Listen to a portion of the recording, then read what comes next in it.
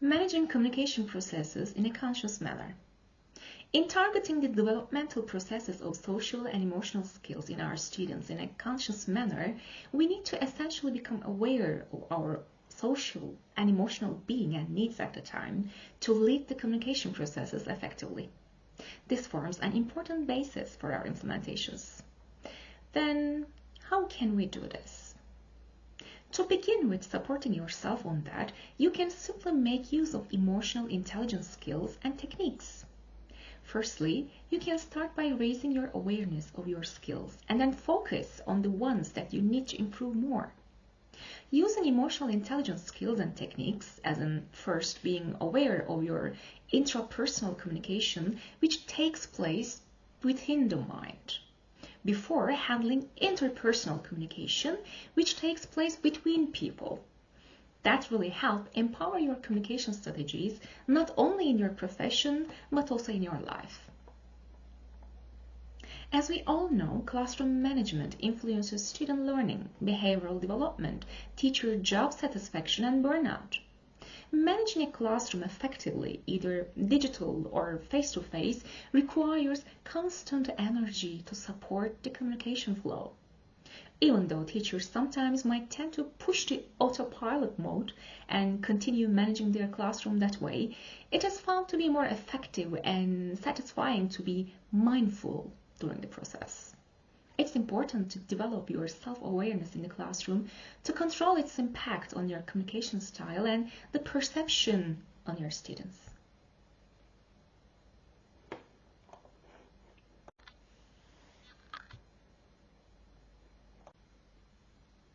It's natural for the mind to wander around, and the brain does routines automatically, even without paying attention at the time, which we can call the autopilot mode. However, when it comes to teaching and learning, which is a process of meaningful interaction between the teacher and the student, this dynamic process with a variety of influencing factors needs a dynamic hands-on approach. Because if you're not aware of your physical, mental, or emotional being and needs at the time, and the way they influence your tone of voice or the words you choose, this situation creates obstacles in the communication cycle. They can also affect the perceived climate of the classroom negatively, or at least your students can sense something odd, but they may not name it. For instance, your mind is full of things that week and you're feeling overwhelmed. While your mind is occupied, you're giving details on a complex subject, let's say fractions, and running autopilot mode in the classroom. In addition, there's a considerable amount of noise in your classroom, which might make your message hard to hear. Probably you may not notice what's happening on the receiver's side, or at least your verbal and nonverbal language may not be as rich and supporting in teaching as it would be compared to your full focus times. Or, as another possibility, your tolerance may decrease in the case of a disruptive behavior in class. What you need in that case is, firstly, being aware of yourself.